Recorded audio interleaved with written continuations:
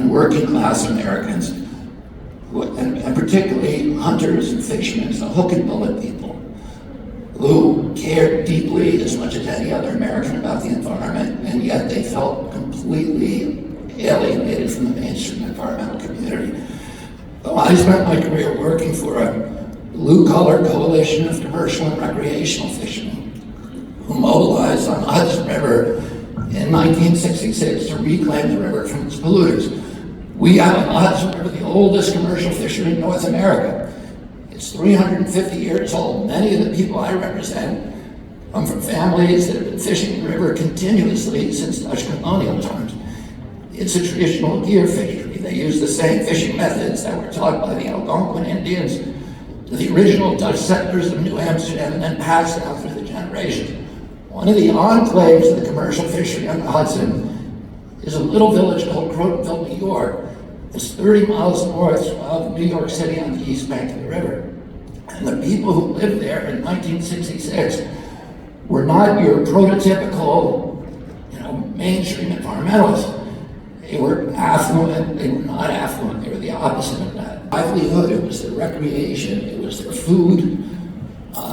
And Richie Garrett, who was the first president of the Riverkeeper Youth and Fiction Association, used to say about the Hudson, it's our Riviera, it's our Monte Carlo. Richie Garrett was a grave digger from Wausau, New York. He used to tell his new followers, I'll be the last to let you down. In 1966, Penn Central Railroad began vomiting oil from a 4.5-foot pipe in the Croton Harbor rail yard. The oil went up the river on the tides, and it blackened the beaches, and it made the shad taste of diesel, so they couldn't be sold in the Fulton Fish Market in New York City. And all the people in Crotonville came together in the only public building in the town, which was the American Legion Hall. This was a very patriotic community. Crotonville and the neighboring village of Ossining had one of the highest enlistment and mortality rates during World War II, and almost all of the original Riverkeeper board and officers and members were former Marines. They were combat veterans from World War II in Korea. Richie Garrett was a former Marine. These weren't radicals, they weren't militants. They were people whose patriotism was rooted in the bedrock of our country.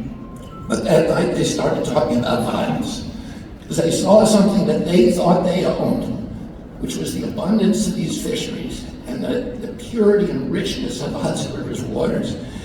And it was being robbed from them by large corporate entities over whom they had no control. And they